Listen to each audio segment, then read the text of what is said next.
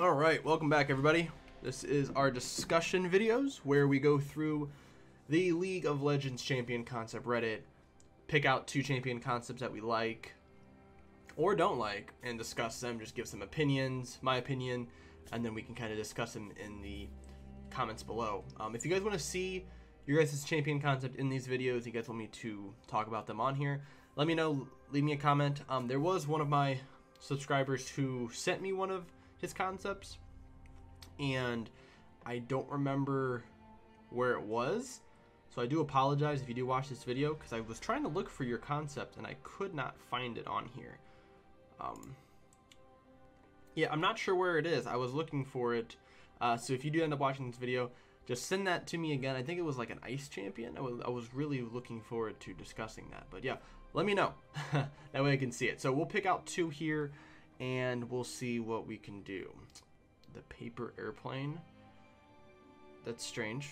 We're not going to do that. Oh, here. Let's do this one. Gul'dan. Gul'dan. Gul'dan? Gul'dan. Very similar to Warcraft. Alright. Something of Demacia. Square? I'm not sure what that word is. Apologize. This is the concept of a champion I came up with. It occurred to me that there aren't many champions in the league with unique interactions with gold. I think it'd be a very interesting theme for a champion. Ooh, okay. So this person is a support enchanter disruptor. Young man in his 20s, short blonde hair, wears white and blue court dress with modest gold trim around sleeves and neck, carries a white scepter set with a blue stone on top. Okay. He was the youngest son of a leader of the tribe of nomadic Ionian mages called the Amumus, no, the Amuna, were guardians of a secret elemental transmutation technique. That's cool. You added a lot of lore. I like that. I will go back through and read this lore a little bit later. I just don't want the video to be super long, but it's cool that it's always good to add some lore to your champions. Playstyle, Gul'dan is I believe I'm saying that right. Gul'dan is a mage enchanter with unique interactions with gold. He is a manaless champion who uses gold to cast his abilities. While his low AP scaling gives him poor poke and laning power, his ability to generate gold for his team and deny his enemies gold as well. Okay. Alright, I'm interested to see what this is, because there's a reason why they don't really use gold changing champions in the game, because they can be really broken. But let's see what you came up with. I skipped right over the passive. Arcane Volt. Gul'dan's passive gold generation is doubled, but half of the gold goes into the Arcane Volt. Volt, whatever. Same word. The amount of gold in the Vault is displayed in the resource bar. Acquiring 2,500 gold in the Arcane Vault, or killing a target, or assist deactivates dividend. Or activates dividend. Okay. If Gul'dan dies and dies is safe with 2,000 gold, 2,000 health gets dropped. If the enemy team manages to destroy the safe, they will receive the stored gold distributed through the team. If the allied team destroys, the vault is preserved. Gul'dan does not have a significant gold to cast. Abilities from we use to cast the ability. So basically, he gains double the gold, and then half of that gold goes into the Arcane Vault. So he doesn't really gain double gold. He gains the normal amount of gold, and the other half goes into this vault. Now the part that is very broken for me is if they kill you, there's like an Anivia effect where they destroy this vault. They gain 2,500 gold split between 5 people, or in between, split between whoever killed him. Which could end up being ridiculous. Like if you get solo kill, that's 2,500 gold. That's a lot of gold. That's a little weird. But I'll continue on first. Dividend: the total gold in the Arcane Vault is split equally amongst allied champions. So if you kill somebody or an assist, the gold that's in the vault gets moved to everyone on your team. Okay. Glint costs 10 gold. Gul'dan fires a small bolt of transmutative energy, gold marking a foe and dealing damage, 65% AP. If an ally kills a gold marked unit, both he and the allied gain a base gold plus, is is added to the Arcane Vault. Alright, second ability creates a small lake of molten gold, dealing damage over time, slowing target for 35% while in perimeter. Gold marked enemies and perimeter are rooted for 2 seconds. Okay. Flame of area, 30 gold. Gildan creates a Sennin which jumps between targets, prioritizing champions for 4 seconds, dealing damage before returning to him. If the fire hits a enemy champion, it loots 5 to 10 gold from them and gold marks him for 3 seconds. Looted gold is transferred into the Arcane Vault. Alright.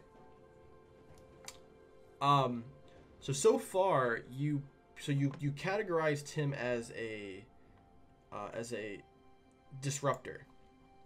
Disruptors have CC, they have roots, silences, knockbacks in their kit, and all I've seen so far is damage in a slow, damage. So an enchanter would be somebody like, you know, Soraka, Karma, where you're doing things to help your teammates, like you're giving them shields, you're giving them heals, speed boost. And I see that there's a speed boost here. But this wouldn't categorize them as an enchanter. I think this more just as they're like, he seems like Gildan seems more of a offensive mage, like a Zyra or something in the bot lane. But we'll continue on real quick. Paola, 200 gold. Gildan becomes invisible and gains 40% movement speed for 4 seconds. Once he reappears, any enemy champions within 500 units of him become charmed for 2 seconds and will walk slowly towards him. If any of the champions are inflicted by Paola are gold marked, they become bribed. Instead, bribed enemies will attack the nearest allied champions with any basic attacks and abilities that are not on cooldown. Okay. Recasting Paola causes to break stealth and... Okay. So, my first thing that I will say, the gold, difference between these abilities that are cast is really low. I think these should be higher if this is something where you're gaining gold every few seconds. This should be higher. That's just kind of rule 1. I would say just increase the gold amount of all of these, because if you you can say here you can hold up to 2,500 gold and your abilities cost 10 gold. That's really low. So this is gonna want to change. And obviously we don't know if this is like per level, what do these go up to? So if you're going to add mana cost, you should always add what it would be for each level. If you've ever watched any of my champion concept videos, if you haven't, I would recommend going to watch them. I never put mana costs generally. I generally put range of abilities and cooldown, because everything else is subjected to opinion. So just kind of keep that in mind. So this is like a weird thing. Gold generation champions in the game never really work out for like a team oriented. Main reason, if you look at GP, if you look at TF, both of them have gold effect abilities in their kit. They both gain gold passively. They both can now run Klepto, which gains double the amount of gold and resources that they could use and basically just scale up to late game. This is basically saying that you can pick this champion, and no matter how terrible your team is, if you're able to get them gold, they're going to be ahead. Because they're just going to be naturally gaining more gold if they're working with you and they practice dividend passive. They're going to just be getting just gold, just because you're randomly just generating gold. So I would say you want to look at how that could be affected. Maybe not putting this dividend passive in and making it more so just involved in your ultimate. So if you know Pyke's ultimate, when Pyke executes a target, his allies gain kill participation gold, and then it's like a medallion or a doubloon, and then they can activate that to gain the gold they would for the kill. Maybe you should do something like that to where they're actually able to gain gold from it. You can just put it in I would say put it in the ultimate. With everything else, this just does damage. This does damage in a slow. Could root, potentially. This does damage, and then take some money away. I'm okay with these abilities. I wouldn't call him a disruptor. I would just call it more of a just an offensive support, like a Lux. Actually, you have like less CC than a Lux, so you're more of like a more offensive Lux or a Zyra type of thing. But the ultimate, so bribed enemy champions will attack their nearest allied champion with basic attacks and abilities that are not on cooldown. That is really broken, because how would they balance this? If you bribe a Victor or a Vigar or a Lux or a Malzahar or a Brand, and they don't have any abilities on cooldown, and then how do they initiate which ability to use? Because the player is not going to be doing that. So how are those abilities getting used? And if someone just like, oh, randomly a Vigar ult, you just blow up a teammate, like it's really hard to balance. I think the idea of using bribery is cool. I just don't think you can do it for enemy champions. You're gonna have to figure out a way to maybe do it with like with like minions or, you know, large monsters or something. The idea is cool. You know, having a manaless mage who uses gold as an income is really cool, and there's actually a champion that I'm working on too, that uses gold. So, actually could help you out a little bit if you'd want to, kind of restructuring this champion a little bit. The idea is there. I just don't think the kit is done. I don't think your kit's doing your champion justice. I think it's making it very difficult to be in the game. So I'll upvote it, and I'll leave you a comment on here that way you can go check this out. I would say the 3 biggest things to work on is figuring out a better way to balance the art, increasing these gold amounts for all of these items, and finding a way that just makes it a little more fair, because you can just kind of spam these. Also, we don't know what cooldowns are on these abilities too. And then trying to figure out another way to add dividend into your ultimate and taking it out of your just overall passive, just to balance this champion out for late game. Alright, so after that one, we'll do another one here. And let's see if we can find one here. I'm seeing a lot of River. I've seen like 4 champions that have River in their name. Let's do this one. Kalza, the wounded healer. How can you be wounded in a healer? I don't know. Lord Stego, you are the creator of this. So, middle-aged man from Shurima. He wears a black long sleeve shirt, light gray pants, big leather boots. Okay. Got some lore here. That's really cool. It's a really long name. Kalzera Handian. Something. It's really cool. Alright, so I'm assuming this guy is a healer. Oh, you added ratios and all the other kind of fun stuff. So passive, Healer's Hellbert. Kalza can auto-attack both his allies and his enemies. If he auto-attacks an ally he is healed, enemies will take damage. So your auto... Okay. Dorman's Horn throws a fragment of Dorman's Horn in straight line, dealing damage to the first unit it hits. Alright, plus maximum HP. Why'd you separate these? It's weird. Shouldn't separate that stuff. The doctor is in. Kalza throws a flask at the target location. The potion deals damage in a small radius. Can boost his potion by adding another ingredient, giving an extra effect depending on the ingredient used. Shard of True Ice gives allies movement speed and grounds enemies. Seed of Blast Cone. After a short delay, zone explodes, dealing extra damage. Shard of Celeris Shield absorbs shield that absorbs a small amount of damage. Okay, how do you get these ingredients? Does it explain? Okay, I'm not sure how you're supposed to get these ingredients. Would like to know how you're supposed to get those. Do they just randomly pick up? Do they like Zoe passive, where they just pick them off of enemies? I would like to know how to do that, because it's kind of cool.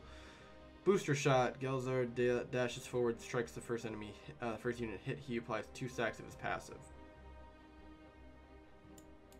All right. How do you apply both stacks if an ally and an enemy are different? It's just a little strange. Your pain is mine. Absorbs the damage that the target ally would normally receive for a small period of time. Afterwards, the target ally becomes immune to this type of damage for the... Okay. So, I'm going to downvote this. Reason is... So, I know you saw... I kind of saw this down here that English is not your native tongue. That's completely okay. I understand that.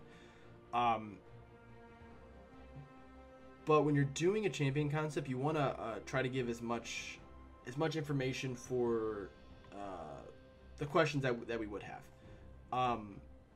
Which is, so I'm assuming, I don't know what type of champion this is. You don't say, like, he seems like a weird healing bruiser, but we don't really get any sort of indication on here. And I don't think that'd be found in the lore. That's just kind of talking about him. This is weird. So you can auto attack your allies to heal them, or enemies to take damage, which, I mean, you're gonna obviously deal damage to your targets, but it's just weird wording. This is strange, just deals damage. This ability is very odd because I don't know how you're supposed to get these ingredients. Do you buy them? Do you find them? Do you have to harvest them? Just some more information. This ability makes no sense. You're applying 2 stacks of its passive, so it just deals more damage and more heals. Is that kind of what you're saying? And then this ultimate's a little strange too. So I would say, in all truthfulness, the idea is cool, having a healing bruiser. But I would go back through and just redo all of this, work on wording. If you can explain to me, leave a comment down below and just explain to me how this works. I'd like to know that. How the whole itemization works with these ingredients. That'd be fantastic. It's kind of cool, but I don't have enough information to really say that it's a good ability or not. So, yeah. It's also really, I wouldn't separate these two. That's just also kind of weird too. So, but that is what we're going to be doing for today. So we revealed Kalza from Lord Stego, and we did Gildan from Origin of Symmetry. So thank both of you guys for your awesome concepts. I'll leave a description down below for both of these links to both of these pages, so you guys can go check out these concepts yourself. And let me know what you guys think. Also, we can kind of discuss it here on the channel and maybe help them out a little bit with their concepts. So thank you guys for watching. I'll see you guys in the next video.